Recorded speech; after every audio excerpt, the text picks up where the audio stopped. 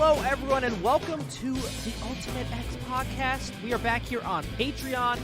If you're listening to this, it is currently April 24th, 2023.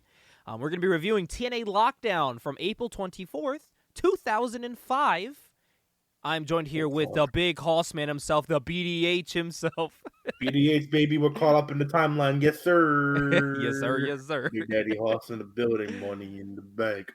Shorty, what you drink? I gotta get the 05 vibes going, bro. You know? Okay. What was that? What was the number one song of 2005? Let me see. What our number one song of April 2005 was? Here, I got you. I'll give you the stats. Thank you. April 2005. April 2005. Oh, here we go. There was two. All right, so at the end of March, the top song was Boulevard of Broken Dreams. Ooh. April 2nd was Kelly Clarkson's Since You Been Gone. That's gonna be our intro song. I couldn't breathe for the first time. Do you want to know what the number one film of April 2005 was? Yeah, what was it? It was, let's see, domestic box office. It was Sin City. Oh, great movie. Great movie. Hey, next month the top song is Holla Back Girl, so look out for that. Woo. Oh, man, there's some bangers coming up. Dude, 05 put out some banger songs, man. Some Mariah Carey's on this. 2 Mariah Careys. 2 Kelly Clarksons. Some Jamie Foxx and Kanye. You know what they also put out in 05? What? A banger pay-per-view we're going to talk about. Oh, you're damn right. It's TNA Lockdown live from Orlando Studios. What was going on in the world of professional wrestling? Big Davey Meltz, you know, he had his observer notes. We got 4 issues in between the last. Actually, we have 1, 2, 3, 4, 5. There were 6 issues between the last pay-per-view and now. So we'll start with March 21st, Wrestling Observer. Spike TV has pulled out of negotiations for WWE Raw. Raw will be moving to the USA Network in September. Spike's explanation was that pro wrestling is not a draw for their core audience, and the money WWE was asking for was absurd. WWE were blindsided by Spike as they expected Spike to re-sign them. That's interesting.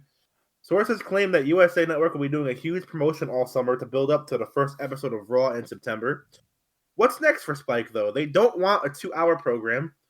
It is unsure if they will have a UFC show or another wrestling program to fill the void, and there has been no contact between Spike and Viacom and TNA, though Meltzer is certain that Jeff Jarrett will make a push to negotiate, though he did mention the odds of TNA signing with Spike TV were slim to nothing. Ooh, if only they knew.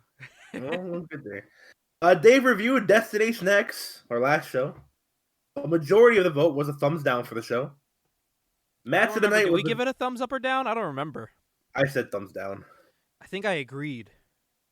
Match of the night was a Fatal 4-Way X Division match. Worst match of the night honors went to the Harris Brothers versus Phi Delta Slam. Hey, they sound like they listen to our show. Those are both the matches we loved and hated. This show, and I quote, showcased the worst this company has to offer. In a sign of financial cutbacks, TNA is now doing triple TV tapings, taping 3 shows at a time versus 2, which is what they were doing. The working plan for Lockdown is for it to be headlined by an AJ Styles versus Abyss cage match, Dusty and Dustin Rhodes versus AMW, though it's possible this match doesn't happen. And there's a rumor. Wait. Sorry to cut you off. They're doing 3 weeks of taping at a time? Yes. How the fuck does that work with 4 weeks of television? Don't you worry. Anyways. There's also a rumored 6-man tag match. The contracts of AJ Styles, Christopher Daniels, and Monty Brown all expire in the next few months. And Monty and Styles are very vocal about wanting to work elsewhere. Oh. The Rock has signed on for a film with co-star Ryan Reynolds called Ride Along. Oh, shit. Dusty Rhodes is booking Jeff Jarrett, the Outlaw, and Monty Brown as the New Horsemen. Wow. It's a ballsy group there. Ballsy name. Also, these are now notes from the 3-week tapings. Christopher Daniels is now calling himself Mr. TNA as he Mhm. beat AJ Styles, who's a 2-time Mr. TNA. Very Kid cute. Cash pulled out a springboard somersault Van Terminator for the first time in a 6-sided ring. Holy shit. Dusty said since the Harris Brothers and Phi Delta Slam had such an amazing match at the pay-per-view, he was hiring them both. No! No! Shocker made his Impact debut, and Dusty wants to put the rocket on him. Oh, boy. There was a very weird match. Did you know he had a DDP and McDonald's Shawn... commercial? I still can't find it. DDP and Sean Waltman versus Lex Lovett and Buck Quartermain happened. Oh, our boy. Waltman went to arm drag Lex, but Lex didn't go with it, so Waltman got mad and started shooting, including a hard kick to the mouth. Lex tagged out, and Buck dropped Waltman on his surgically repaired neck with a backdrop. Yo, that's awesome. Waltman was in noticeable pain afterwards. No shit. Triton is using the F5 as his finisher. Oh, our boy Triton. Michael Shane is now back to being Michael Shane. Mm-hmm. Sanjay Dutt has been released from TNA. Oh. Don't worry.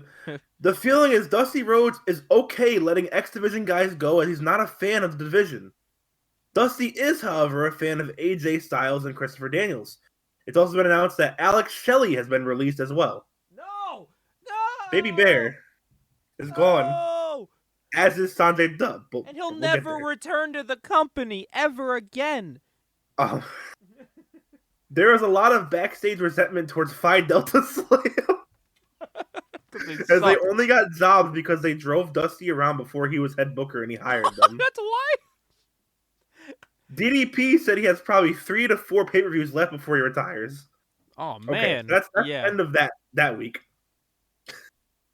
Moving on to March 28th. Hey, it's my birthday. A huge Super Indie show happened in England. Oh, bro. I got the results down. You might recognize some names. Jack Xavier, Aviv Mayan, and Ross Jordan defeated Mark Sloan, Steve Knight, and Styx. Not Six, Styx. Styx. Petey Williams defeated Johnny Storm. Oh, never heard of PD. Sorry, Fatal 4-Way. Petey Williams defeated Johnny Storm, Spud, and Chris Sabin, not Rockstar Spud. Oh, damn. Steve Gray defeated Mal Sanders. Samoa Joe defeated CM Punk. Oh, what? Bill Apter awarded Mick Foley a Lifetime Achievement Award. Oh, they're like, Bill Apter defeated. James TK, Doug Williams, and Scorpio Tony? defeated Mitsuhara Misawa, Yoshinari Ogawa, and Kotaro Suzuki. God damn. Raven defeated Alex Shane. And in the main event, and the reason I noted this, Chris Daniels successfully defended his X Division Championship against AJ Styles in the main event. Wow. Big what a show. There is loads of heat on Dusty Rhodes. My man People Dusty. don't like his booking or ego.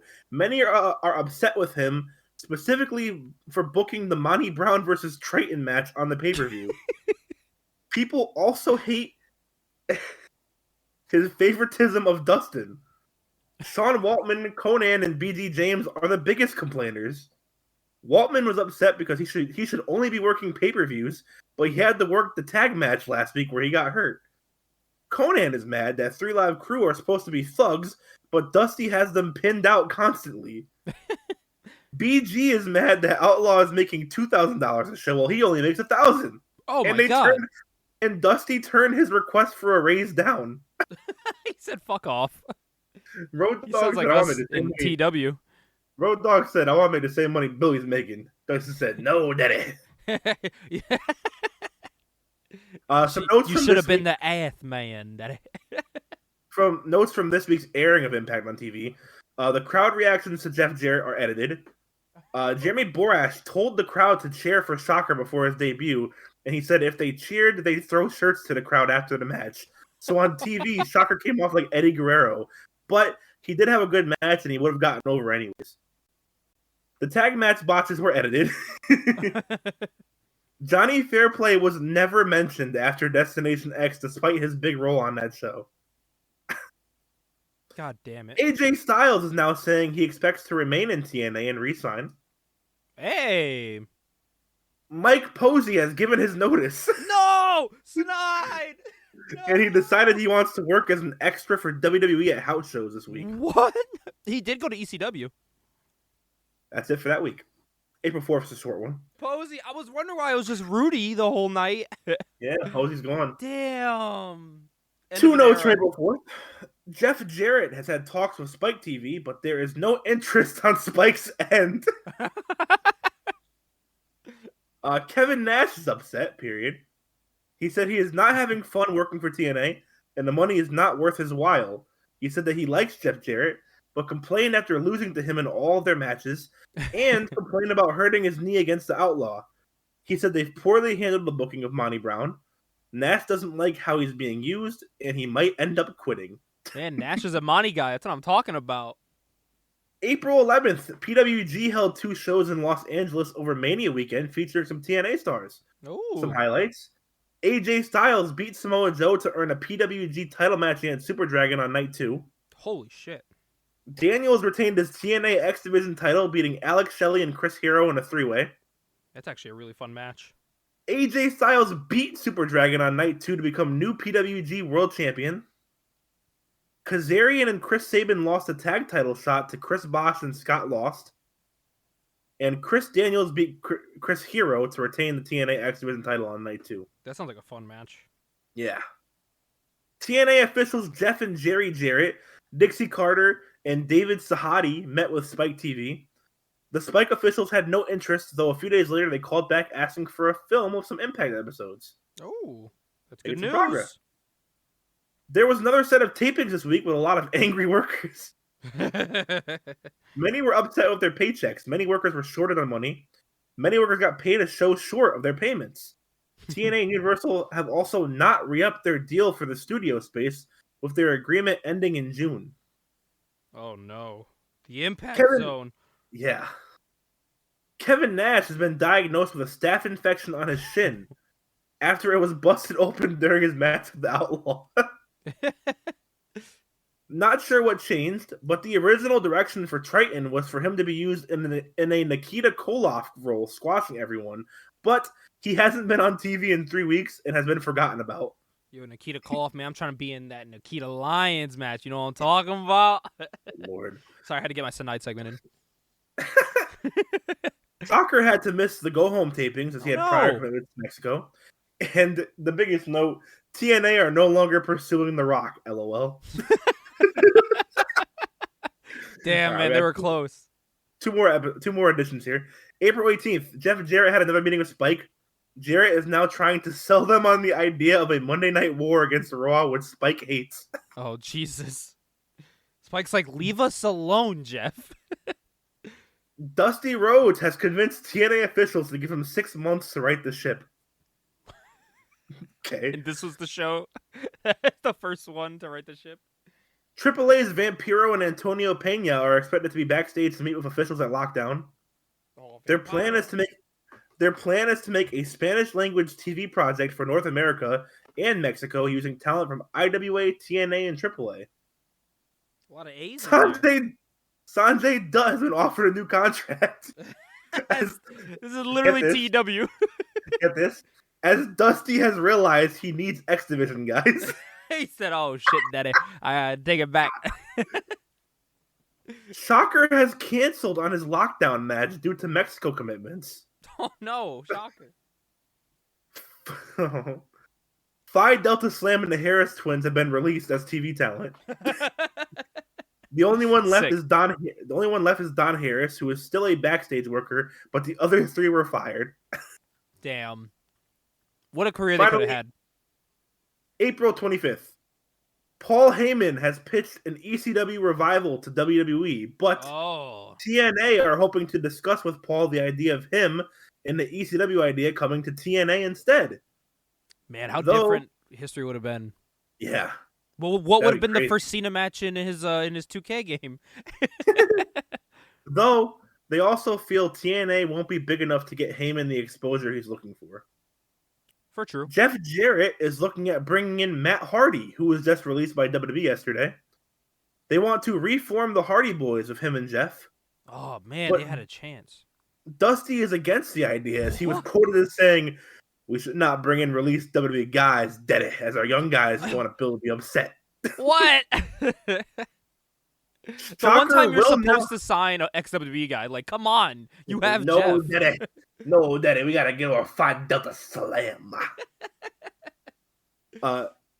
Shocker will now actually be appearing at Lockdown, Oh, great. though he may not be able to work hard justice as he is booked to work Triple Mania for AAA. And the final news note, Sean Waltman is now billed as 6-Pac, but the number 6 and then Pac. Not on this show. Yeah, I was like, huh? Wow. Yeah, that's all the Meltzer notes for the month. What a month of April. Going into this pay-per-view. But I think it's safe to say it's good to we're good to jump into this head first. I'm gonna preface this by saying this wasn't my favorite pay-per-view. But really? it wasn't no, so it wasn't like the last show. It just wasn't my favorite because there was it was better than the last show, but not the best. It gets better. We'll talk about it later, but this has one of my favorite TNA matches of all time. This has the most iconic TNA moment in history. But we'll get into that. You know what I gotta say? What? Ring around the rosy. I put here great ring around the rosy intro with a view of the cage, all cinematic and stuff with lightning showing off the edifice of horror. I want that intro guy in CFW. Or wait, he died. I want someone similar. He died. I want someone similar. It was funny because he was like talking about what the cage would say if it could talk. Yeah. And like they're playing Ring Around the Rosie. I'm like, what the fuck is this? Hell in the Cell? Is that the Undertaker about to come out? And then, as usual, after all that, the pyro goes on for like 10 minutes. It was fucking awesome. Pew, pew, pew, pew, pew, pew, pew, pew, pew, pew. We send it back to Keith. Keith in the back rolls some footage. It's about Kevin Nash's new staph infection. And they say it was caused by Jeff Jarrett. How? So, this motherfucker showed up to the pay-per-view. He was on the pre-show. This thing that they show was on the pre-show, I found out. He filmed the segment and left. They announced that. Go ahead. Oh, no, sorry. No, continue. I would say they announced that Kevin Nash can't compete in the Lethal Lockdown tonight because of a staph infection. Why not announce this at least on the pre-show? But like, why not announce this like the week before so people aren't like, oh, Kevin Nash. Yeah, exactly. And we will be seeing a replacement for Jarrett's team. But looking through this, we did have a dark match, pre-show match that wasn't taped. Oh. Yes, the 3 Live crew, Conan and Ron Killings, defeated the Naturals and David Young and Lex Lovett in a 3-team action. Wow. I'm kind of happy it wasn't filmed. Into our opener here.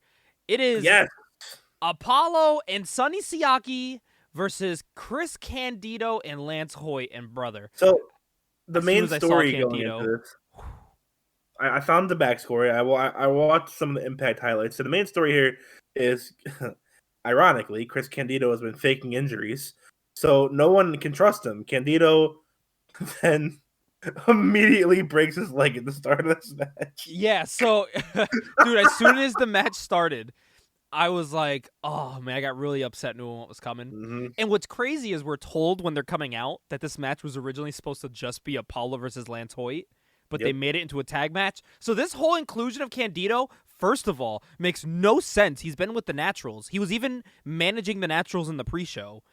2, it wasn't even supposed to be a tag team match. What the fuck? Like, of all people you could have chosen, like, hasn't Kid Cash been with Hoyt? Where the fuck's Kid Cash? No, Kid Cash is not here yet. No, he has been. Oh, has he been? Yeah. It was, it was when he was Dallas. It was Kid Cash in Dallas. So on TV, Hoyt's been with Candido and the Naturals. Oh, so he must have just been put with them recently. Yes, it was. It was like during this last set of tapings. Ah. Well, the match starts out, Siaki, Candido, they start out the match together, and right as Siaki hits a drop kick, crack, right there. Candido's ankle just fucking snaps. Yep. Calls for the ref. He rolls out. you see them stand face to face after Hoyt comes in the ring, and I believe it was Siaki in the ring with him. You can see him mouth what happened.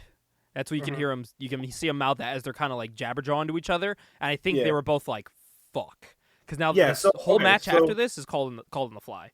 For anyone listening who doesn't know, this leg injury would actually turn out to be Chris Candido's final match because he would pass away 4 days later due to complications and pneumonia gained from a blood clot in the leg. Mm-hmm. It was fucking horrible. So, just that little bit. So it puts a fucking real somber. Yeah, on this match. I know what happened on this show, but I was like, damn, bro, this was the opener. Yeah, it was the very first match. Oh man. And the crazy part is, like, it was just a freak accident. Like, it was crazy. They're like, oh, is he even serious? I'm like, oh my God. But that's the thing. That's why I said ironic, because this whole gimmick he's been faking it. He's been playing the Candido. I don't mean to laugh, but it's like so ironic. So it's horrible. Yeah, I was deflated after that because I knew what happened here. Do you know what inflated me right after though? I gotta give dues where they are here. First of all, to all three men, these are three young guys that are pretty new. Besides Siaki, he's been doing it for maybe a little bit longer, but they were able to call a short little match on the fly, and it wasn't horrible.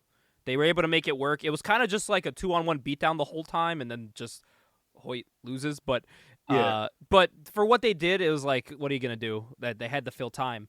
But specifically, I have to give a shout out to Apollo. That dude has some Gunther-worthy chops. When he was chopping Hoyt, that shit was loud, bro.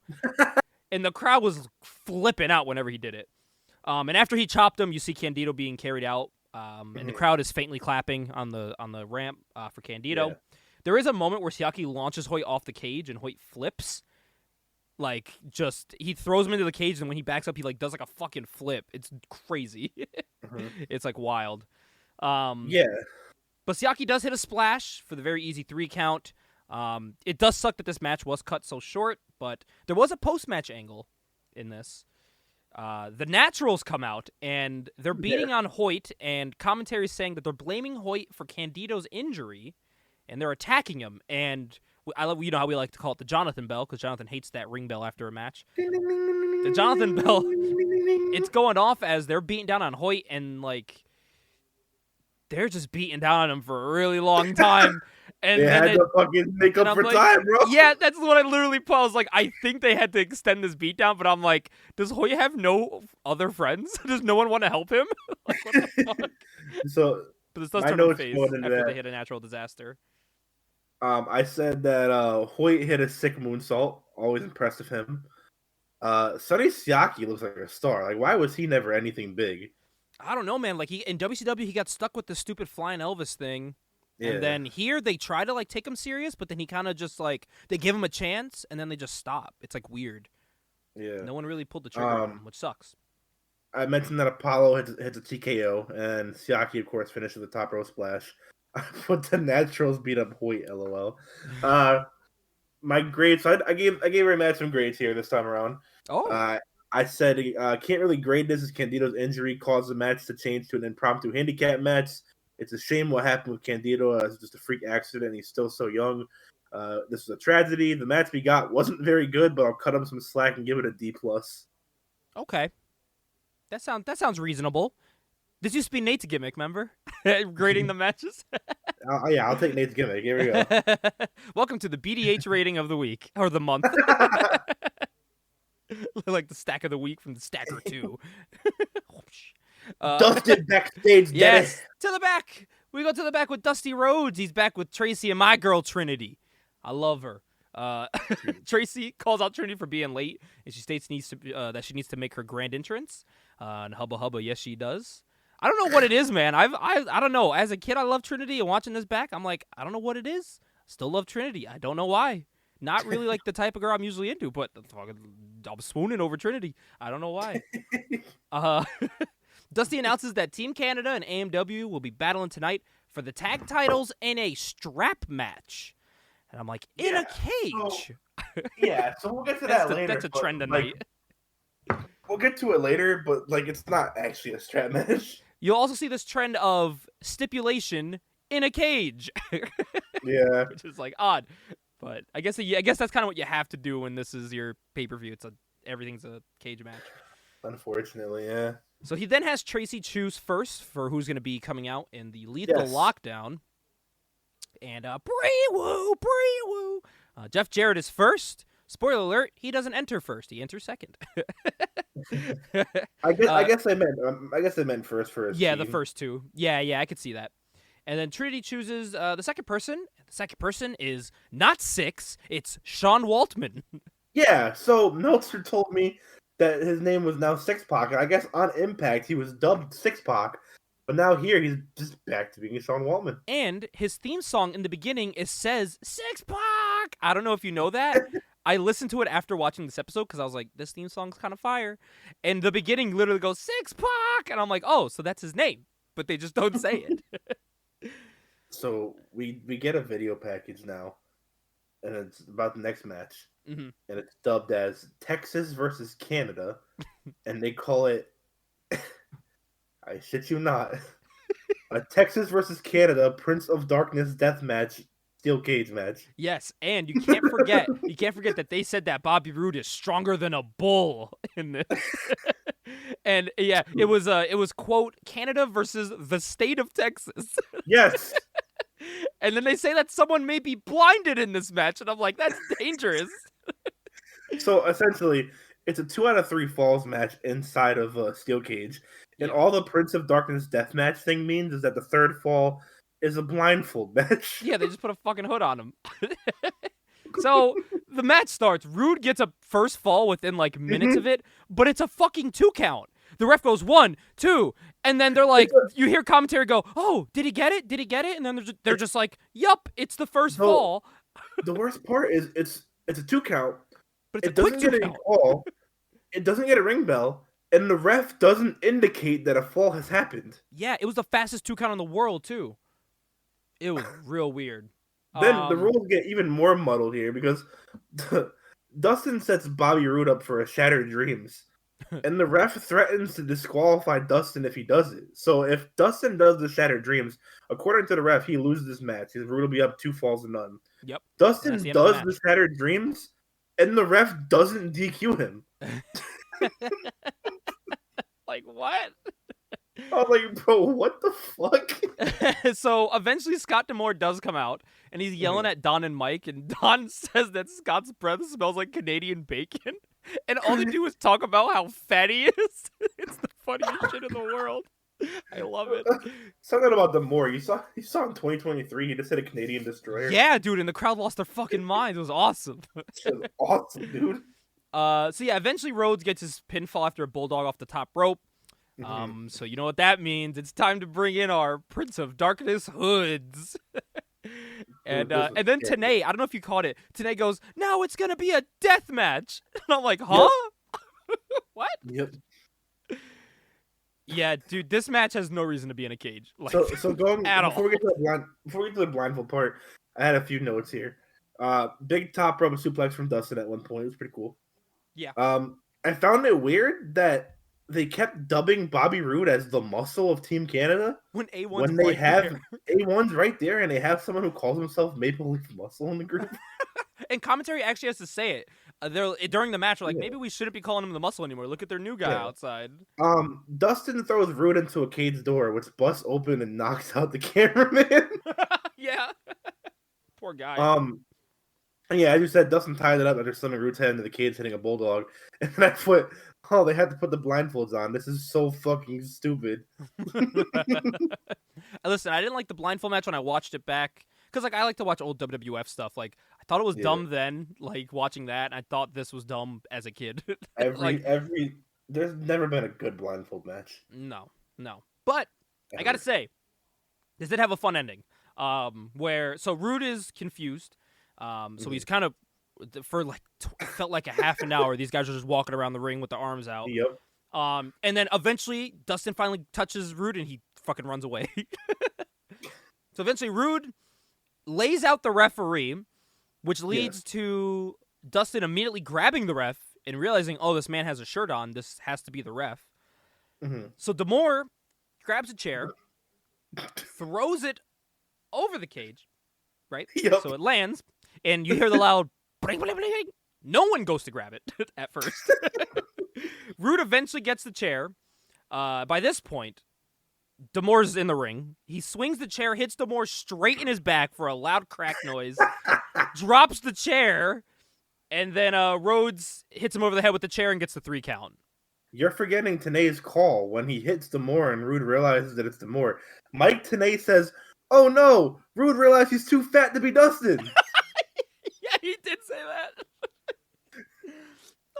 I'm glad you remembered that. I forgot to note that. That was Yeah. That was the funniest shit. This Mike Tenay straight faced. He's too fat to be Dustin. Body shape. That was oh yeah, Mike.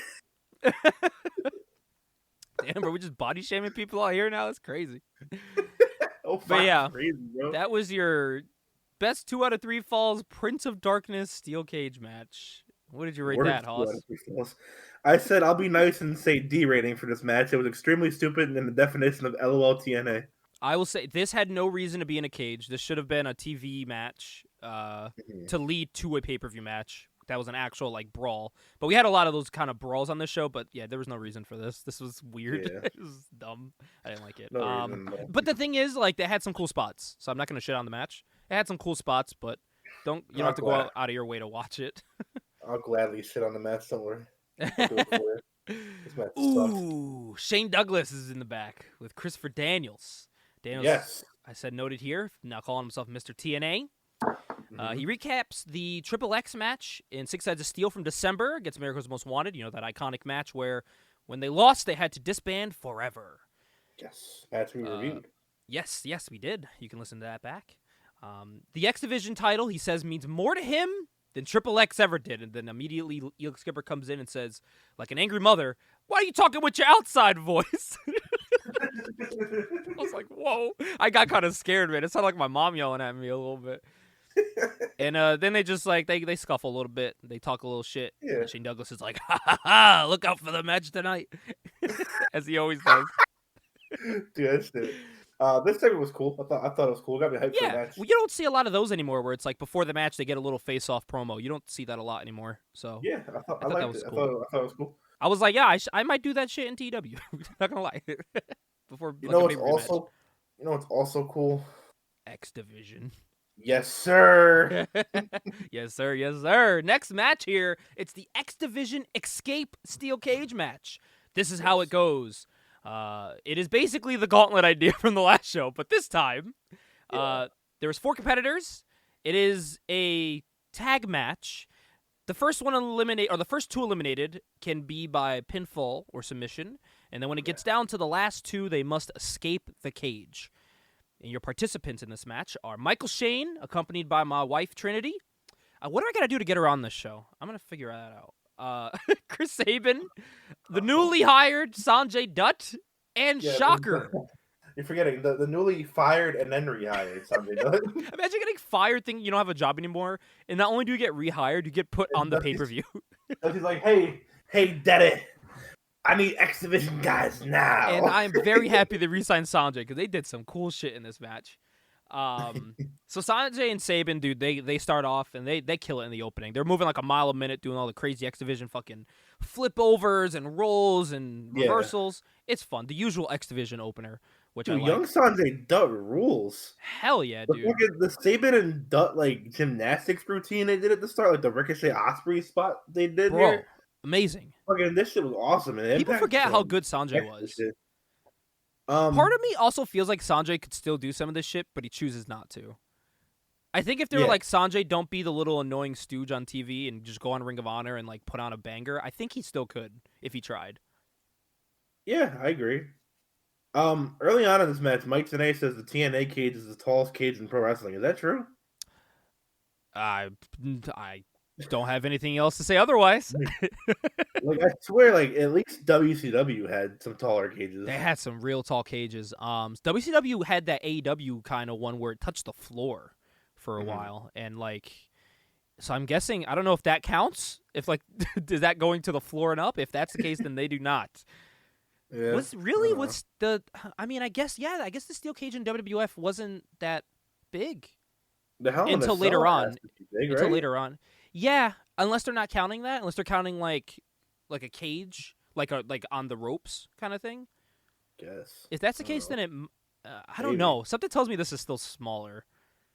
Yeah. I don't But know. there is a cool I'll spot take your here. word for it. There, I'm not gonna doubt them. Sanjay and Saban do a cool move where Saban picks Sanjay up and like makes him do like a moonsault, but as he's doing the moonsault, Chris Saban does a leg drop. It's so hard to explain.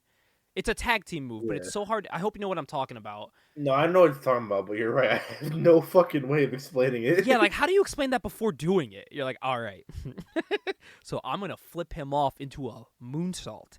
And as he's landing, I'm going to hit you at the precise exact time as a leg drop. It's like, fuck that. I'm not taking that move if someone told me that. But yeah, they're doing some cool spots. There is another cool one where they're all in the corner and they're all doing like submission moves on each other. And it leads to Saban hitting Michael Shane with a baseball slide as he's like the one trapped the most in these holds, which I thought was a cool, really unique spot. You don't see that a lot. Then I get real mad. Sanjay goes to pin Shocker for an elimination after a Phoenix splash, but Michael Shane breaks the pin up. Yeah. Why? Yeah, I think I noted that. I was like, why are you breaking up a pinfall in a Even four-way commentary elimination was like, why did he do that? That's a mistake. And guess what? It was a mistake later on. You'll find that out.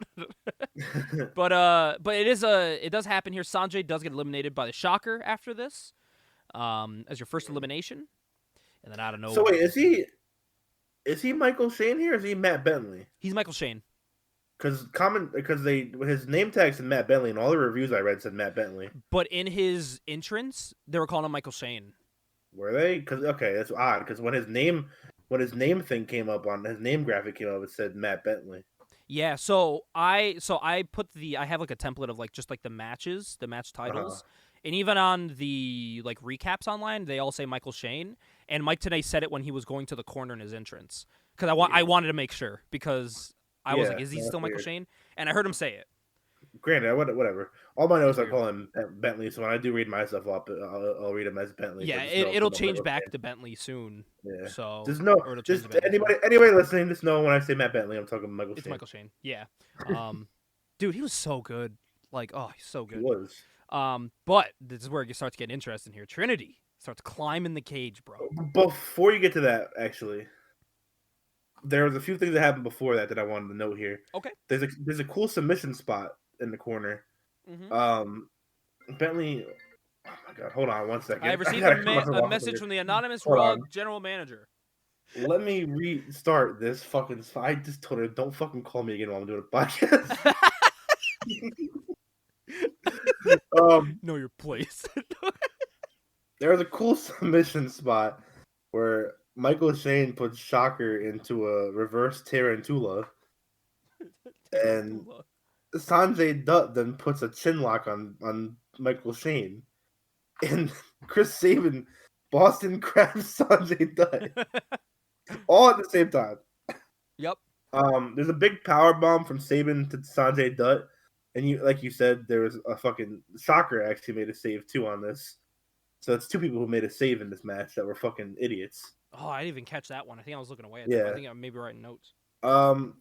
Shocker. So right before the Trinity thing, because you didn't point this out, Shocker cleans house and then hits a corkscrew elbow, and Sanjay Dutt's gone.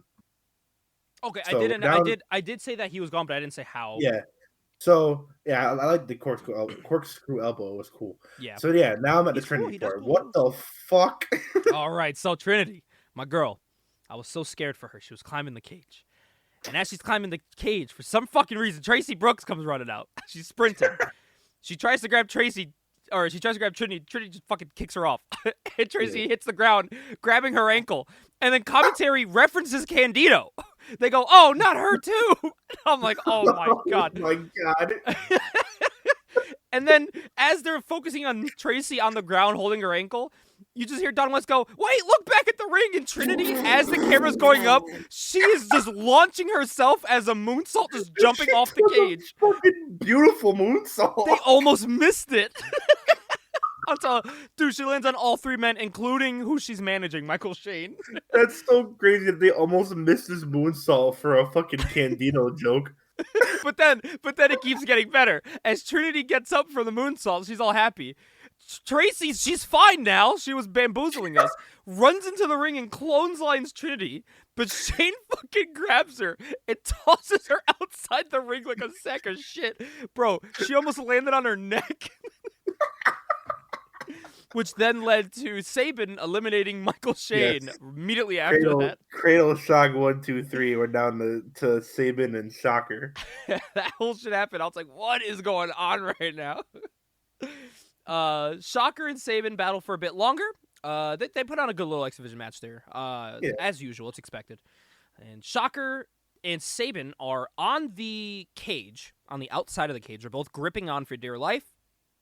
They're punching each other, kind of, going back and forth, like who's going to fall, who's going to win. They both fall at the same time, leading to both men hitting the ground, but Shocker gets the win because he hit the ground like a full second earlier. I gotta say, It looked better in real time because when they slowed it down, Shocker won by a landslide. But without it being slowed down, it did look close. Yeah, they had the photo finish spot going on there, and I don't know, it was a good finish. Yeah, this was a fun match. A lot of cool shit happened. A lot of fun shit happened. I said this match was fun. The ending and the beginning tag portion kind of brought it down a little bit for me. Trinity hitting the moonsault popped me though. Yeah. There being no stakes to this match didn't do much for me, but it wasn't bad. I gave this match a B-. Yeah, this was. I agree. It was a really fun match. And hey, just in case we didn't talk about it enough, Mike and Don remind us that viewer discretion was advised for this show, and they confirm that Chris Candido did in fact break his leg. To which they say, "Let's look back at it." So they show the clip. In slow motion now. Jesus Christ, we get it. I don't know if this is for historical context or for what, but for some reason, I noted that I was actually surprised that they kept at least the footage of his leg being broken, the replay, on both the YouTube and Impact Plus versions of the show. Yes. Because there is some differences in the YouTube and Impact Plus version that I'm going to talk about later. But both versions kept this whole thing. I was like, bro, at least like I figured the replay of it would be fucking edited out. And to give people context, so are you watching on YouTube or Impact Plus mostly? Are you watching one first and then the other to make sure? So I watched on Impact Plus, but I also found out that YouTube has the full shows, and there's really no point in me having Impact Plus. So that's what I was gonna say to you. I was gonna say I didn't know if because I watch it on YouTube. Just because I got logged on my Impact Plus and I didn't remember my password, so I just pulled it up on YouTube. By the way, YouTube has a shitload of ads if you don't pay for YouTube. But I do pay for YouTube. Yeah, so no ads. But I was gonna say we can like see like what was different or not because you watched. Well, yeah, so no, the other. Yeah, no, I took a look at both, and I probably will continue to take a look at both just to see if there's any differences at all. Mm-hmm. There's one, not major, but one difference later on that I'll talk about. But yeah, both of them had this, and so far this whole thing has been the same on both platforms. So we get a video package for our next match. This is the oddest start to a feud I think I've ever seen. So it's Jeff Hardy the same thing. and Raven in a tables. By the way, it's a tables match in a cage. Up next. On Impact, they had a very friendly disagreement of Raven saying like, "Hey, buddy, do you want to like combine our fan base?" And Jeff Hardy was kind of a dick, and he was like, "No, you're forgetting something. He didn't ask who combine our fan bases. Raven said, I have a cult, and your fans are like a cult. So do you want to form a mega cult?" And for some reason, Jeff is like, "No." I would be like, "Yeah, that's more money for my merch." Why? He said no because he wrestles for his creatures. That was his answer. He said that shit for so long, bro. Creatures, I never liked it. So Raven's response to this is he throws a fucking trash can at Jeff. Well, because the best part was, so after Jeff says no, he goes, "All right, I understand." And then it cuts to next week, and it's a trash can flying at him, and Raven goes, "Yeah, I understand." And I'm like, what? This is so unprovoked. So all that weird, build, man. And we have a tables match. This match was nuts, bro. This match was crazy. Can't forget Modest at the top. Yes, Modest played. Great song. Always Two gotta great note that. themes. Two great themes in TNA. I gotta say, I think I saw my first chair swing to the leg because of this match.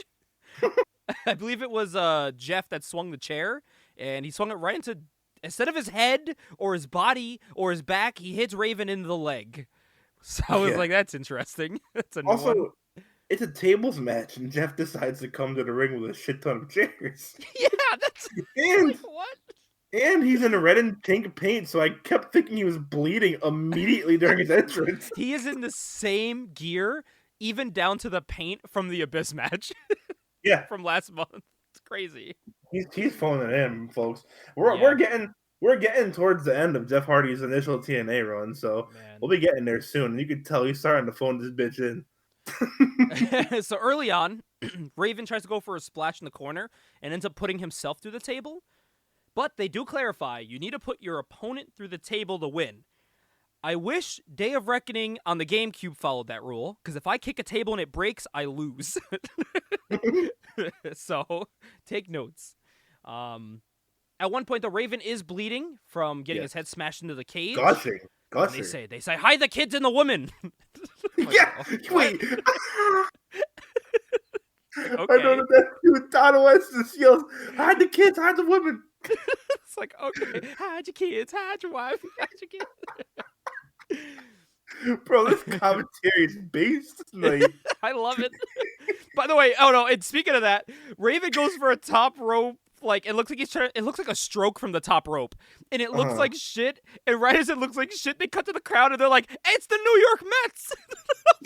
What? It's like, what is going on right now? Oh, man. I just lost my mind. The commentary carried this match. They did, bro. Oh, man. So, eventually Jeff climbs to the top rope as Raven's on a table. He goes for a swanton from the top of the cage and misses because Raven moves off the table. Bro, does every company just want to kill Jeff Hardy? And by the way, if you're Jeff Hardy, stop saying yes. Like, don't do it. I was saying to someone the other day. It's the same shit that happened in AEW. What if Jeff Hardy comes back to AEW and he turns heel by going, I'm not diving for you shitheads anymore. Comes out with a cigarette. He just worked a fucking technical masterclass now. Jeff Hardy comes back trained by Bryan Danielson. He's a shoot fighter now. He's wearing young boy gear and shit. I don't gotta die for none of you fans no more. I'm coming for that pure title. This is not the only spot where Jeff looks like he's about to die in this match either. No. He tries to escape the cage for some reason. So Jeff's climbing out of the ring. And Raven moves the door and Jeff falls dick first onto the door. And then I think what's the best part about it is after he does that, Raven's still like in the doorway. So Jeff swings the door closed and hits Raven in the head. While he's on the door. That's awesome. This motherfucker closed the door on his head while being on it. That was so awesome. So, as we start winding down here, Raven begins to set up 4 tables in the ring, so they're double stacked. And the ref is helping, of course. And I like that commentary is like, well, he's got to maintain order, so might as well keep it in order. And for the 3rd time, Jeff goes to the top rope and slams through Raven, who was on the table with a leg drop. And he hits him for the win. He finally gets to the top, gets that win. So Raven has another loss on his pay-per-view record. Yes. I don't think he's won a single pay-per-view since we started watching TNA. No. This guy sucks on pay-per-view. I actually didn't like this match. Really? I thought this match was abnormally violent for a pretty minuscule reason. Like, he wanted to combine fans, and he's like, no. So then they try to kill each other. So it doesn't take a lot to fucking pop me. So the storyline itself popped me because of how fucking stupid it was. It's like something Sinai would book. But then, like, literally, I saw who was in the match, and I was like, I like Jeff Hardy. Raven's kind of cool. But then the match just kind of had a little spat in the middle where it just dragged, and like they went 18 minutes in this match. Yes, and if you notice, the notes I have are just from the table spots and like big Yes. spots. There was The a rest lot of in them, between there of them yeah. walking around the ring, getting weapons, a lot of slapping and punching. Raven was not good, in my opinion, in this. He started leaking blood early, and he just kind of seemed gassed real early on. And And Jeff's another thing, off. speaking of that, piggybacking off that, another thing you notice, it's all Jeff Hardy doing the spots in my notes. That's what I was just about to say. So Jeff Hardy's doing all the spots to the point where his offense starts to make no sense at some points in the match. Yeah. I really wanted to like this, and I just couldn't. Yeah. So I gave this a D for the grade. This was like the opener to me. It was just there. It wasn't anything crazy. I had some fun watching it, but it was just there. Yeah, I popped for some spots, but the rest of it just kind of. Yeah. The spots were like a minute and a half of the match out of 18 minutes. We find the defendants guilty. Team Canada taking on AMW. We get a video package, and Canada hates the South on this pay-per-view. This is where the fucking pay-per-view starts to amp up a little here. Yeah. We got Chris Harris and James Storm taking on Team Canada's Eric Young and Peter Williams. Yes. With A1 and Scott D'Amore at ringside. Yes. Bobby Roode, conspicuous by his absence, probably healing from the fucking blinding he had earlier. This man is blind as a bat now. We do get some taglines, though, before the match. We see that A&W requested this match to have a strap stipulation. By the way, when I heard strap match, I thought, strap match, where you're strapped together. And then I thought to myself, how the fuck would that work in a tag match? And then it's just a match where they hit each other with straps. Yes, and I'm like, it's a cage match. You could bring weapons in. You don't need to make it a stipulation. And it's not like it decided to win or lose. Like, just... Yeah. I don't know. So the crazy part about this going into here, and being one that's keeping up with the Meltzer notes and everything, AMW were supposed to turn heel like 3 months ago, and they were building to it. And they were supposed to have like a totally different match on this card. They were initially booked to face Dusty and Dustin Rhodes. But instead, we got this match, which I'm thankful for because I feel like the other match would have sucked. It would have been trash. It would have been a what is it? Prince of Darkness tag match. And I'm happy because all four men just immediately start beating the shit out of each other. Also, before we get into the match, there was one note from the tagline I loved. It says America's Most Wanted. Been there, done that. In regards to them talking about, fighting in 6 Sides of Steel, but I just thought that was funny. Oh, by the way, before the match starts, we get a Raven and Jeff Hardy clip from the match before randomly. I guess they're still cleaning out the ring from the tables. Yeah, they were cleaning out the tables. But so this is like an early bloodbath. Like as soon as this match starts, like Storm is fucking bleeding. Like they bust him open in this. And Team Canada literally controls the entirety of this match, at least in the beginning. Well, so here's the reasoning. For some reason, at the start of the match, A1 knocks out Chris Harris outside of the cage, and the security guard or ref who's in charge of the cage, he locks the cage without Chris Harris being in it. I was like, why? You're supposed to wait till all four men are in the ring. Yeah. So, like you said, Team Canada beat up James Storm while he's by himself to the point where they bust him open. Dude, I never seen an outside beatdown go for as long as it did. This match, basically for 80% of this match, Harris was just getting beat up by A1 outside. While Storm was getting the 2-on-1. During the 2-on-1, one funny thing was there's like a small tangent of the crowd going, "Let's go, Cowboy," and it goes nowhere. And it was so funny because I hear for like 10 seconds, "Go, Cowboy." There was another chant that I think was louder than that, where Eric Young's on the top rope and they were going, "Turkey legs, turkey legs." Yep. I think I had that noted here too. Like that turkey legs chant was more over than the "Let's Go Cowboy" chant. But before we get to turkey legs, Young and Storm, they're trading blows with the straps. Storm gets a little bit of a comeback, but Petey just fucking puts the kibosh on that and just says, "Fuck that." Harris finally takes out A1 and returns into the cage, climbing over it. Why not just ask the ref to let you in? But whatever. He climbs over the top, and dude, this man's a house of fire. He's beating on fucking everyone. The crowd's losing their shit. But that damn A1, Hoss, that A1, he slides in a bag of quote-unquote powder. Yep. That shit just looks like a baggie of Coke, by the way. That looked. I was like, Absolutely. what the fuck, A1? And the A1 was like, "Hey, take Got a what you take a need. hit." Another little fun ending here as PD goes to, I believe it's James Storm, he goes to hit with it, but he hits it up in the air. So it blinds PD, so he grabs the first person in front of him because he can't see. And it's Eric Young. That shit was so funny because he like blindly walked into him, but then proceeds to hit a perfect Canadian Destroyer? Yeah.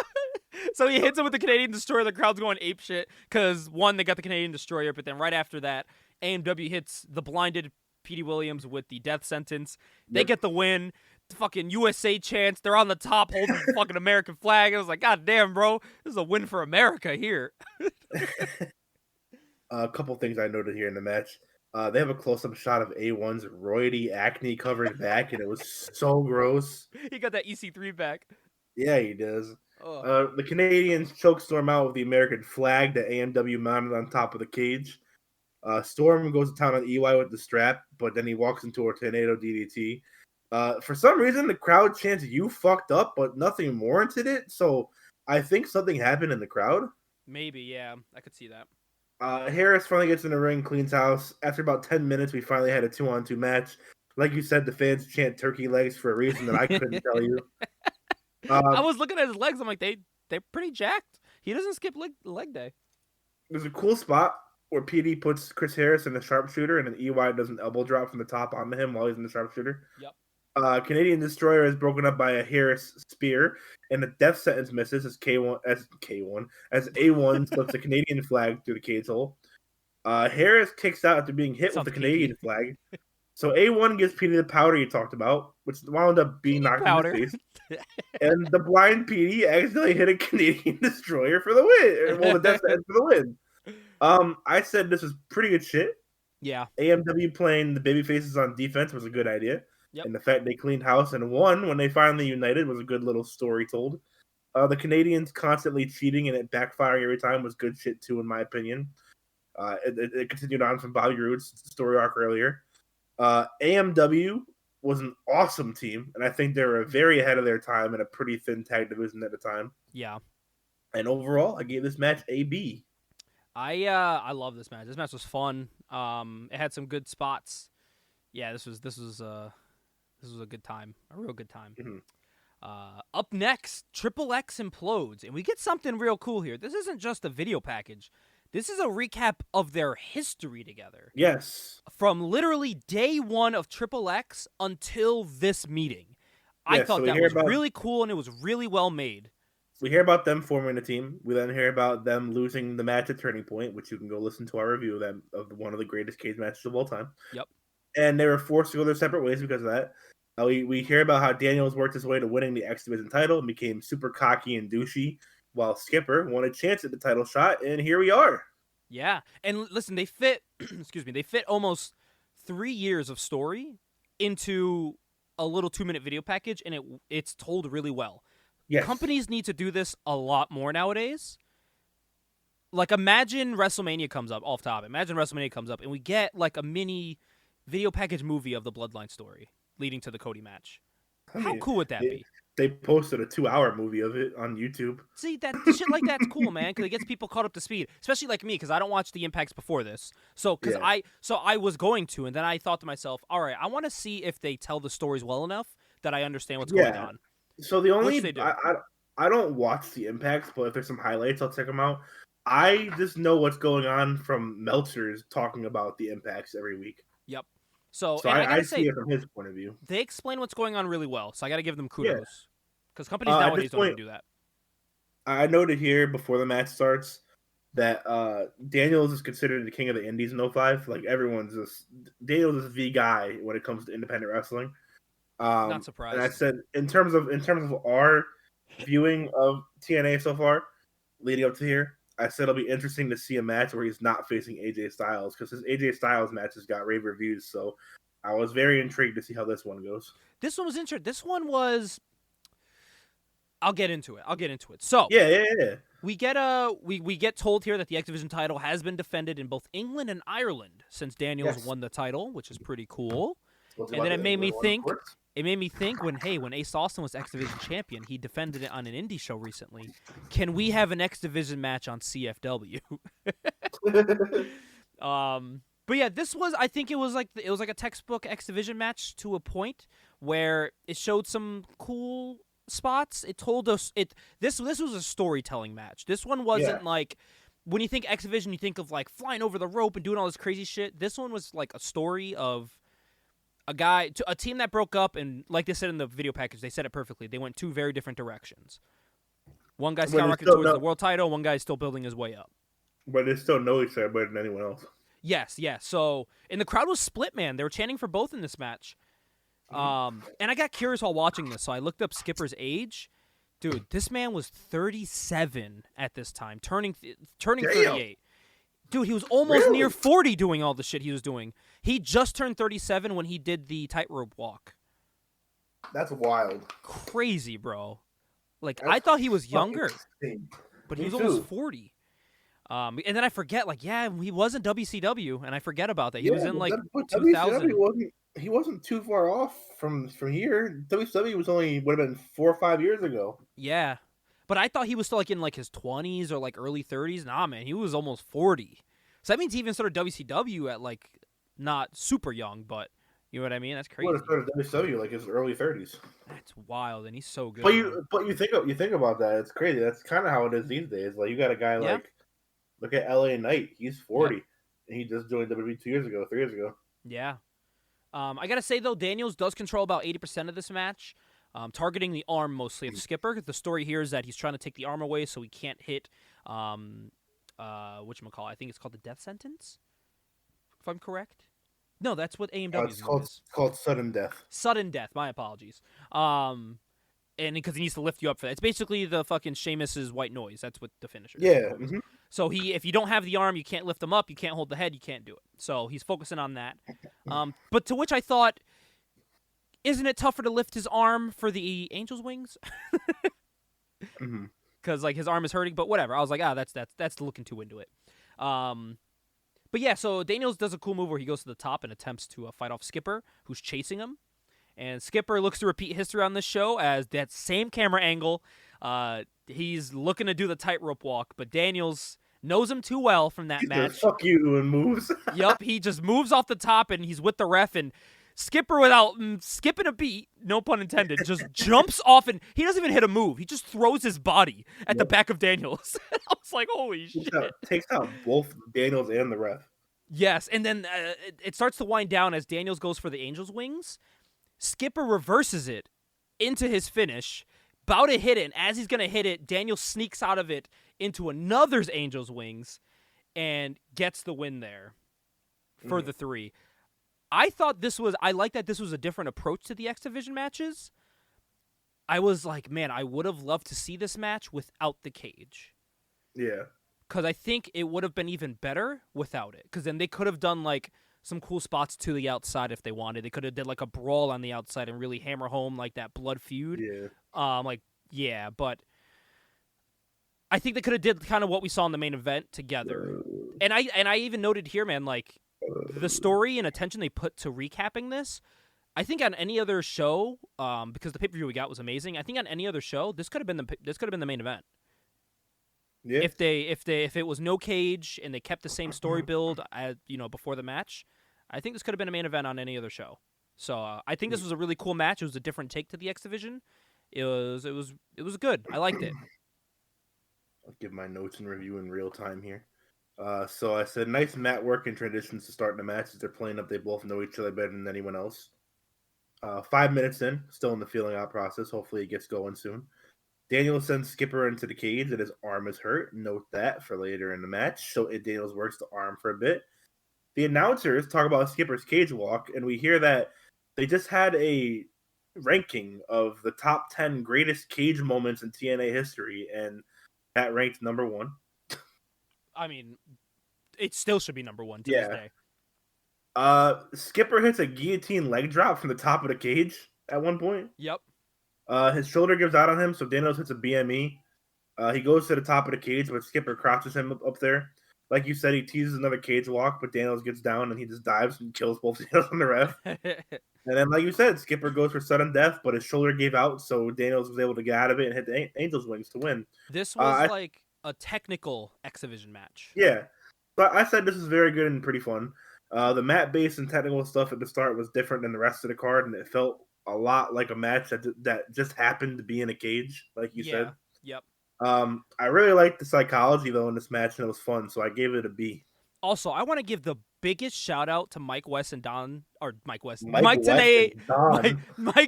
and Don West. I got to give the biggest shout out to them because they filled the time so great when Daniels was doing like the slow, methodical joint manipulation, like walking around the ring and taunting the crowd and stomping on Skipper, cutting him off. Like they were like on top of it, just telling the story of their past for like the entirety of this match. They didn't stumble on their words. They didn't talk over each other. It was like perfect commentary. I was like, holy shit. And I think that's just something like I really look into that now because of what I do. So but I was like, dude, I wish I could do that shit because that was amazing. They fucking knocked it out the park. Even the commentary I just did, I was stumbling over my words recently. I don't know how they didn't do that. They fucking killed it in this match. I would say it's definitely, like we said, different from your usual X Division outing, but we got the average X Division outing earlier in the night, so this was a good little change. To the back, the DOA, Dusty Rhodes says, "This is the most exciting pay-per-view in all business." I wrote it like that, by the way. He says, "We'll find out who will enter the lockdown cage lethally." The number 3 person in this match is the Outlaw. He then calls Tracy and Trinity in. He says, "Bring your ass back here." This is where we get some of the difference between some of the versions here. So yeah, Dusty lets us. They play this whole thing out, but for some reason, on the Impact Plus and DVD release version of the show, the Outlaw's name was censored because WWE sued TNA over the name. Oh wow! And after this show, around next month, he's no longer known as the Outlaw. So even when he's in the match, is it censored? Yeah, they send anytime it's the Outlaw said. They don't play the ring announcer saying his name. They don't show the name graphic. Anytime the Outlaw is mentioned, it's just censored. Wow. But the YouTube version still has it. It has it. Hey. So is it. Yeah, and then we get a video package for Lethal Lockdown. It's basically War Games. Yeah, so it's not the final version of Lethal Lockdown. What it become? Lockdown. This eventually is just straight up War Games. Yeah, this one's straight up War Games. 3-on-3 War Games. Lethal Lockdown would eventually end up being the same thing, but they have the roof added with weapons. And isn't that when they have like the timeouts, like when you? No, they don't have a timeout. That was that was King of the Mountain. That's King of the Mountain. Yeah, I'm thinking King of the Mountain. That's what I'm thinking of. We're getting there in a few months. Oh yeah. So we find the teams here. We have it's Team Page, which is DDP, Sean Waltman, and the injured Kevin Nash, who's now replaced, who needs to be replaced. Sorry. We'll find out his replacement in this match. Yes. While Team Jarrett is Jeff Jarrett, Monty Brown, and sorry, I had to censor it. I couldn't say it. That was clever. Outlaw. So, yeah, that was that's this match here. Sean Waltman's theme, fucking fire, bro. I was jamming out with that entrance. Bro, I played it on my. So I finished watching the show today at work, and on the way home, I was blasting that theme song in my car. He's wearing jeans, a shirt with knee pads over it. And it's not his Eddie shirt. It's like one of those like loose fucking like a shirt like a guy back in like 2005 would wear. Yeah, I was gonna say it is the most 2005 outfit ever. The frills on the cuffs and fucking oversized and Jesus Christ. Dog, I'm gonna bring that back. I'm gonna wear that to the Paulie D concert. I'm gonna show up like fucking Sean Waltman. They both have weapons. Yes. Oh, yes. And then number 2, Bree Woo. Jeff Jarrett comes out. And Austin, we have a new record. for Jeff Jarrett starting off his matches on the outside as they are Immediately. fighting at the tunnel. Immediately. I was like, this is just, it can't be beaten at this point. He was at the tunnel when they started brawling, so Yes. new record. Good for And you, the worst part is they brawl into the crowd, and the cameraman is having a hard time keeping up with them. Yeah. Plus, I gotta say, dude, the Impact Zone was big, man. That was a huge studio space they had. Because I feel like I watch like even like later Impact in like 2015, 16 that was still at Orlando. Mm-hmm. When they had like, or not 16. Oh no, was it 16? When they got the owl logo, but they were still at Orlando, that weird area. They had a small set. They had a small space, and then even like Ring of Honor and Dark Now have a small studio. I don't know when it happens. I'm sure we'll find out through this watch along of the era, but at some point they do get a smaller studio because the studio they're using here is not the same studio that I went to in 2008. Dude, because it's massive. Like the side with the hard cam still has an entire arena full of people. I was like, what the fuck? So dude? I don't remember it being that big. Something I don't mention in any of the Meltzer notes is all the pay-per-views so far were so they don't sell tickets. It's all first come first serve for the Universal Studio. But it was to the point where it was packed. That was sold out. Standing room only. They're packed in here like sardines. They were pushing. So the maximum capacity was 700 fans, and they were pushing people away from it because they couldn't fit anymore. Damn. But yeah, this is definitely a bigger Impact Zone than the one they use. I don't know, because like the one I went to in 08, it seems smaller than this, but it also wasn't like a sellout. So like because like, and then I think about it too. I'm like, it must have been big because at some point they used that hard camera side for the LAX entrance. Yeah, I mean it's own like big. area. Don't get me wrong, it's big. Like it's when I went, it's definitely bigger than like NXT and Full Sail. I'll give it that. Yeah, I went to Full Sail. Full Sail's pretty. It's a lot smaller than your eyes deceive. Yeah, but no, the Impact Zone's sizable. It's so basically they have the front row people, and then there's like a bleacher in the behind that goes up like 10 rows or so. So it's decent size. Yeah. And when I went, both the hard cam side had fans on it, so yeah, maybe it's just big on camera. But here, I'll look it up. Yeah, but we'll see here. It's complete domination, by the way. When Outlaw comes in number 3, and him and Jarrett, they're dominating over 6. You know, sorry, Sean, he's not 6 here. They're dominating over him, and then number 4 comes out. Bang! It's DDP. He's coming out. He's coming out for the save for Waltman's side. He comes out with a fucking kendo stick, bro, and he is just wailing on these dudes with the kendo stick. Is this an image here? Oh, that's a view big. from like. But then, okay, that's a view from the top of the bleachers. So you on that side on the left. The thing is, they were fighting up that side on the left there. So they must have added bleachers over there, or there's bleachers that the camera's not catching. Because it looks, you know, like, I think the camera is not catching them because it looks like the crowd goes more back there behind that sign. Yeah, maybe. So there must be bleachers going also, up. Like this was the single entrance, so I wonder when they had the double if they were able to have bleachers on both sides. Let me see if I can Remember how they like changed it to like the one entrance? Hold on, let me see if I can find a better view of that. Okay, so here's kind of a better. And they did say the 6-sided ring was smaller than the 4-sided, so you probably had more room to fit people into. Yeah, look at the people up on the wall there. Yeah. Yeah. They must have reduced size when they went to the one singular stage. My thing is, because of the double entrances, I wonder if it was the same size, but then people on the left, they just moved over to the right. You know what I mean? That's probably what it was. So they just emptied it out. It looks bigger because of that, because it looks like there's fans on both sides of the arena. Yeah, because besides that, it's the same shit. Because they don't, that's pretty much, So like from your picture to that one, like the same light setups and everything. So I'm also confused what the first picture's from. I'm guessing when like Hogan first appeared, because they still have the TNA logo, but it's the 4-sided ring, and it's the TNA logo with the yellow on it. But they got rid of that when Hogan showed up, so it's weird. This must have been like the weird transition. The ring apron says "Bound for Glory," so I'm not sure what the fuck this is. I think so. I think graphically they got rid of the yellow, but I don't think they did on like the physical signs in the crowd. Mhm. Because remember, they had a giant LED Tron where behind the crowd instead of the physical sign like they use in 05. Yeah. But that hanging one I think stayed like that until they changed to Impact and they just fucking got rid of it. Yeah. Yeah, that must be But from the Hogan era at some point because it's advertising a Bound for Glory DVD yeah, on the ring apron. and it's definitely like Bound for Glory like 09.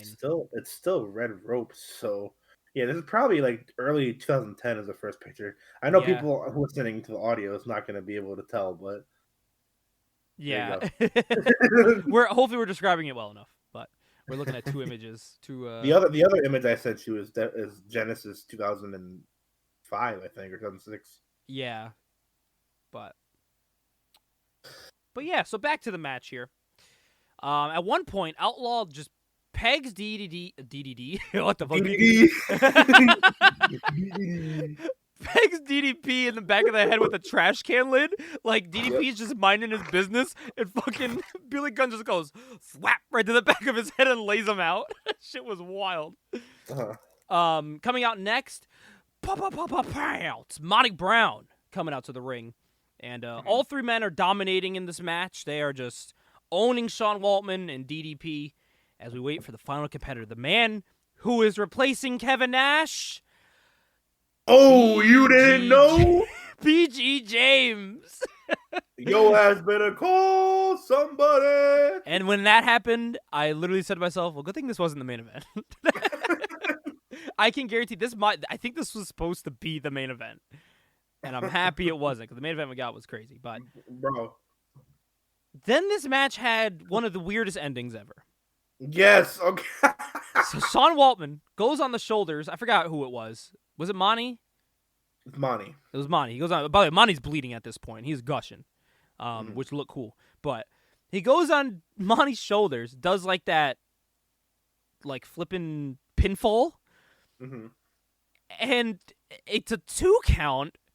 But then the bell rings, and Sean Waltman's theme starts playing, and I'm like, what? What just happened? Not only do they do the spot, they botch the spot and run it back. Yeah, it's weird, dude. And then, like, Jarrett and all of them are just, like, wrestling. They don't notice this is happening. You would think this is supposed to be, like, a kick out, but it just ends the match.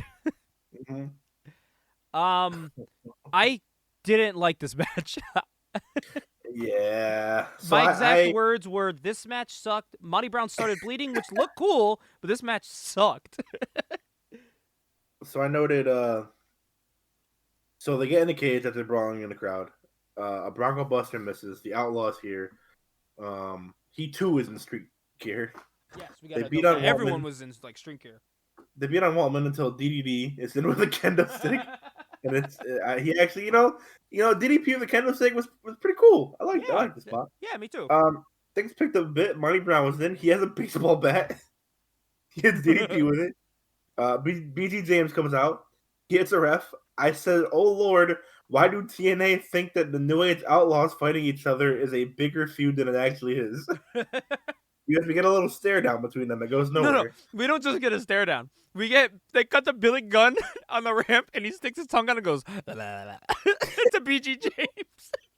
I was like, what was that? Monty Brown pounces everyone. Why'd you say it like that? Monty Brown. Diamond Cutter to Jeff Jarrett, pin broken up by the Outlaw.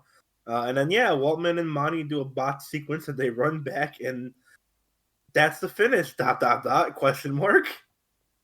I said this was just okay for a glorified hardcore brawl. Paige's team wins, which is a nice change in pace, but we know it's not going to change anything. There was really nothing special here, and Waltman winning with a victory roll after a bot sequence killed it. D+ for the first little lockdown. I swear these get better. You're like, I promise, bro. And then, babe, I promise it's not like this all the time. It's just tonight. They continue to brawl after the match, and we get a stare down and tease for the biggest dream match in history. BG James versus the Outlaw. Blah, blah, blah. He does the fucking Shakira tongue going up the ramp. I'm gonna try to get a gif of that to promote this episode. Yeah, I was like, oh, and then they showed me what the main event was, and I was like, Yes. we get a video package. It's Abyss. It's AJ Yeah. Styles. They give us the history like they did with Elix and Daniels. They give us the history with AJ and Abyss. Pretty basic story too. Basically, Abyss is an asshole.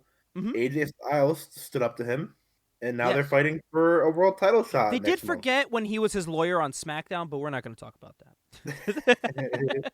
But I put here video package of their history leading to this match, including scenes of Abyss harassing women. Yes. So he was harassing Trinity and Tracy, and they both go, ah! He walked into Dusty's office. Hey, man, stop. Yeah, he was going, Abyss, stop it. And then for some reason, it turned into they're going to fight for a world title shot. Yeah, he's, Abyss, stop being a fucking creep. Ah! Abyss, stop stalking women. So AJ comes out wearing it's either my number 1 and number 2 favorite AJ gear behind the blue and red. But it's that shiny fucking red gear. I love it, man. I have the figure of it. It's awesome. So AJ comes out. He does this whole fucking thing. I'm hyped watching his entrance. Abyss comes out. Abyss is walking to the ring, and we get the fucking iconic opening. Dude, Abyss looks awesome. But we get the most iconic opening to this match. Fucking Abyss is walking up. AJ just fucking flies out the door onto Abyss. Like, immediately. And then he's not done. After that, Abyss throws him to the barricade. Dog, this dude slides under the barricade. Yeah, and then he jumps onto it and hits a Hurricane Rana. Right, but then, dude, he's not done yet. Abyss then throws him into the stairs. He jumps off the stairs, onto the barricade, onto another barricade outside, and hits a phenomenal forearm over the crowd onto Abyss. Five rows of fans. Dude, it was beautiful. And I remembered why I love AJ Styles so much. If people are wondering why I'm such an AJ Styles fan, just watch this match. It explains it all. Like, dude, the match hasn't even officially started yet, and this is fucking amazing already. Dude, it was nuts. And then, like, they brawl to the outside. They're brawling all through the crowd and shit. And eventually they do get back to the ring. And Abyss fucking whips the door into AJ's head, and he just shoots himself to the ground, and his feet go in the air. The crowd's going nuts about it. The fans are flipping out. AJ's bleeding now. Mm-hmm. I'm like, dude, we're not even in the ring yet. Like, oh, man. They get into the ring, yes, and AJ starts to punch Abyss. So Abyss slams the cage door into AJ's arm. In AJ's face. Might be the same spot you're talking about. And AJ just snaps onto the floor and looks like a bus hit him. Yep, that's the one, yeah. And then, like you said, AJ starts bleeding. Abyss tries to open it up. AJ gets in the cage, and Abyss goes for a fucking bag of tags. No. First, it's a chain. Oh, right. He gets the chain first, and he wraps it around AJ's neck like he's gonna, like, fucking hang him. And, like, it's a cool visual of Abyss holding the chain, and he's bleeding. Yes. And he tries to fight it off, and then AJ gets hit with the biggest boot ever, and he just sells it like death. As we're building up to the tax, Abyss charges at AJ, who at this point has put a chair in the corner. And when he kicks his legs up, Abyss flies headfirst into the chair. And AJ just hits him with the most picture-perfect German suplex I've ever seen. He lifts Abyss over his head, tippy toes up, like, just nails it.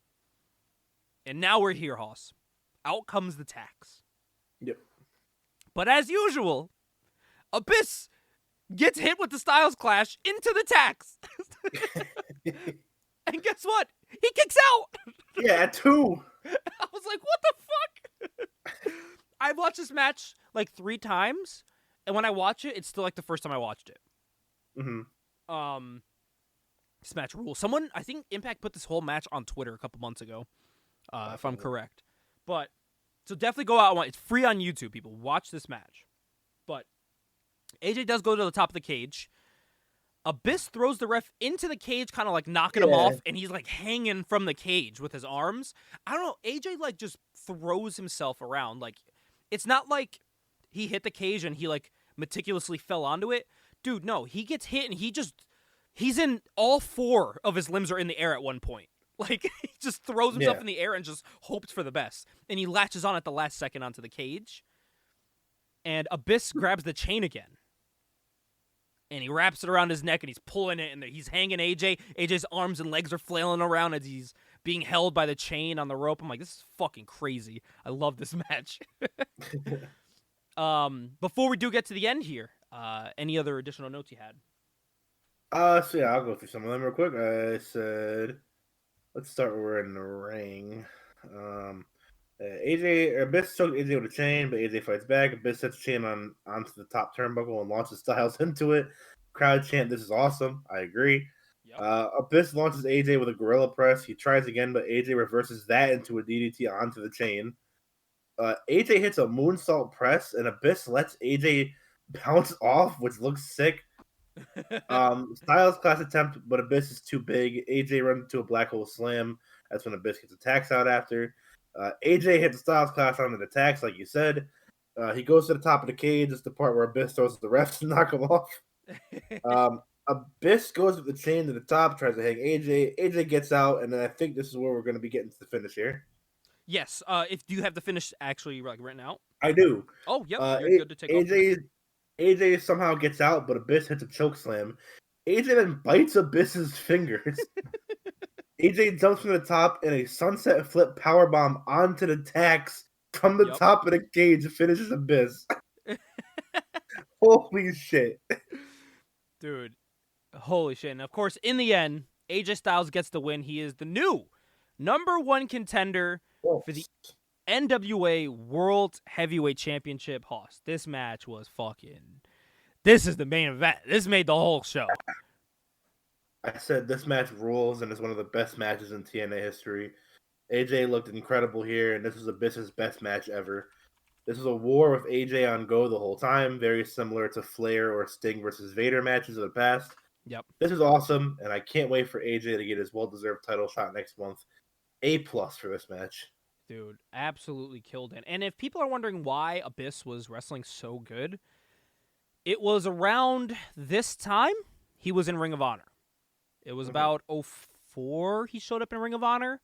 So he's working with these dudes, and like, you gotta think who's there at this time. People like Roderick, fucking Shelley, Jimmy Rave, yep, Seidel, Danielson, Joe, Punk, all these dudes. This was like peak Ring of Honor, and he was there wrestling with these guys. And I believe he was in the Embassy, if I'm correct. I can find out for you. Check. I believe he was in the Embassy with Prince Nana. But yeah, so that's why like Abyss is wrestling these dudes on the indie scene, and he's killing it. So listen, man, people sleep on Abyss. They just think he's like a deathmatch dude. Like he could put on some good David and Goliath matches. So this was a testament to that. But definitely go out. Entire Ring of Honor run here. Oh, here we go. Yeah. Read it out. Yeah, what was he doing? He was not in Ring of Honor yet, actually. I thought it was like 2004 he showed up. He shows up in August of 2005, but I'll still go through it. So that's even more surprising here. He has a match where Alex Shelley, and Jimmy Rave lose to Austin Aries, Matt Sydal, and Roderick Strong. Okay. At Enter the Dragon on October 14th, 2005, he beats Jack Evans. Okay. At Buffalo Stampede the next night on my birthday that year. Oh. Alex Shelley, and Jimmy Rave beat Aries, Jack Evans, and Roderick Strong. Showdown in Motown, he and Jimmy Rave lost to AJ Styles and Matt Sydal. Okay. At Vendetta, Abyss, Alex Shelley, Jimmy Rave, and Prince Nana defeated AJ Styles, Austin Aries, Jack Evans, and Matt Sydal. At Steel Cage Warfare, that same team, him, Shelley, Rave, and Nana, lost to Aries, Evans, Sydal, and Strong. At Tag Wars 06 Night 1, him, Shelley, and Jimmy Rave defeated Jay Fury, Sal Renoro, and Tony Mamaluke. Okay. On Night 2, that same team beat Jack Evans, Jimmy Wang Yang, and Matt Sydal. And his final Ring of Honor match was January 28th, 2006 at ROH Dissension, when him, Alex Shelley, and Jimmy Rave lost to Delirious, Sal Renoro, and Tony Mamaluke. Oh. Let me see. Okay, so I wasn't completely wrong. He had one appearance in 2004, but he was Okay. just a bodyguard. That's what I might have been Got it. thinking of. So he And okay. he So was he joined 04 and he's so wrestled till 05. he was a member. He is an official member of Special K. Hoss, do you know the members of Special K? Let's see if you remember some of these. See if you recognize some of these names. Abyss, the bodyguard. Okay, yeah. Angel Dust. Angel Dust. Becky Bayless, also known as Cookie in TNA. Oh my god. Brian XL. Cheech, not Cheech from Cheech and Like, Chong. oh, okay. I was like, Cheech and Chong? Cloudy. That's another one. Who the fuck is Cloudy? Dana Dameson, who is also known as Jailbait. Jailbait. I'm looking at that now. I'm following along with it. Deranged. Yep, he looks like a backyarder. Also known as Indigo Child. Dixie. Carter? No. Elax. Elax? Elax sounds like a fucking medication. Hijinks. These names are That's so Chris, 2004. also known as Chris Idol and Chris Cabana. Yep, Chris Idol. I know him as Chris Idol mostly. Adam Brower, also known as Izzy. Hydro, who you may know as Jay Lethal. The fuck? Jody Fleisch, who is a phenomenal independent wrestler who does not get his due. Joey Matthews, a.k.a. Joey Mercury. Matthews? Yep. What the fuck? Lacey, who was the love interest, if I'm correct, of Jimmy Jacobs, and he wrote a whole song about her. Also known as White Magic. Yes. Ash Samuels, we're almost done. Also known as Lit. Mello, who is Sal Renaro. Oh, what the fuck? Yep. And then the last ones here. Mikey Whipwreck, who you may know from ECW fame. Scott Chong. They had a Cheech and a Chong? They had a Cheech and a Chong.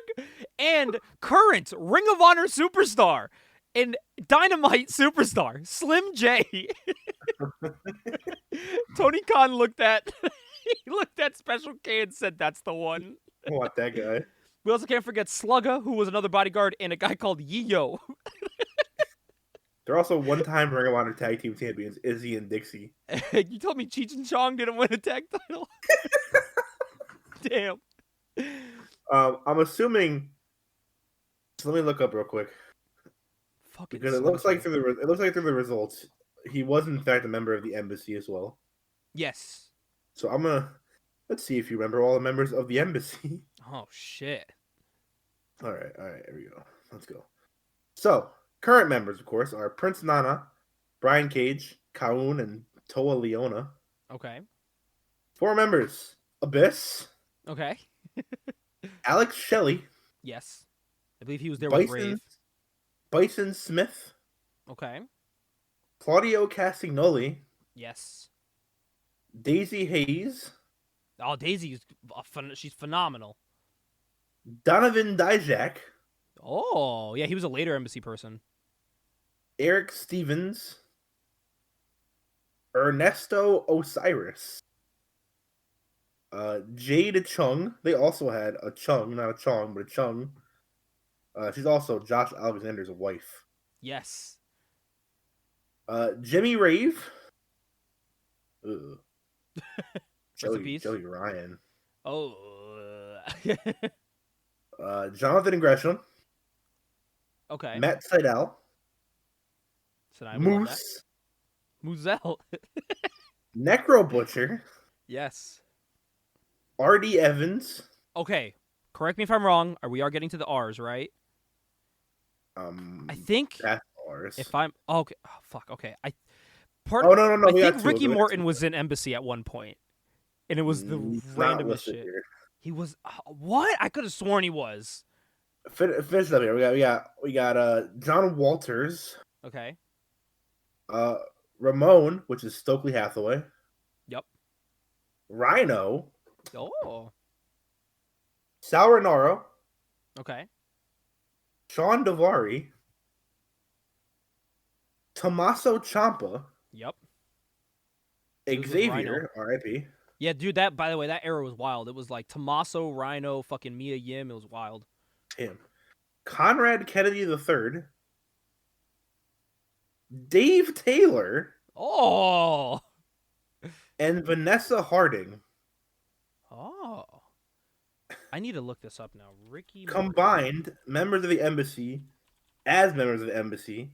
have one trios tournament win with Jimmy Rave, Abyss, and Alex Shelley.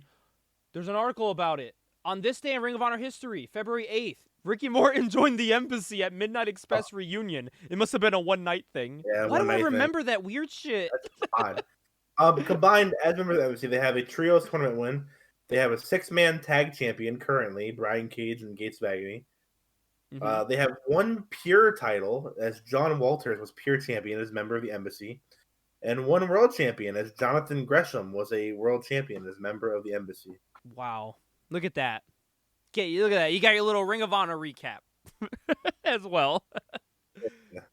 But, Hoss, what'd you think of TNA Lockdown 2005? I'll read what I wrote here. My overall thoughts on Lockdown 2005 is it's a tale of two shows. You can cut off half the show and this would be an all-time classic, but there's too much shit in here to call it that. First 3 matches were not great. Granted, you can't really blame anyone for the opener.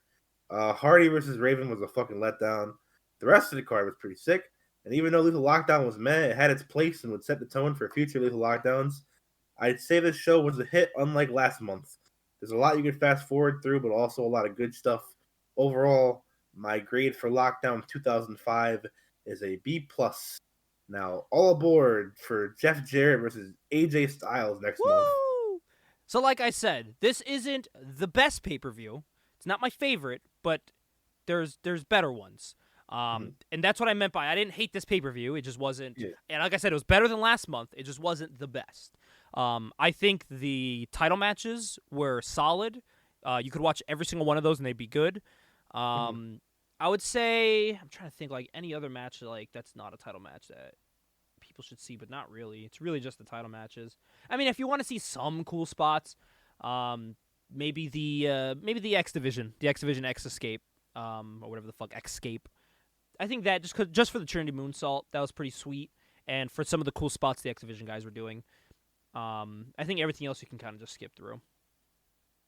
So I think 4 solid matches on a card of 8 matches. So I think it evens out. Would I have gotten my money's worth back in the day? I don't know. I don't know. But guess what? We got it for free. And we hope you guys enjoyed Ultimate X Podcast presents Lockdown 2005. Hoss, what is the pay-per-view next month?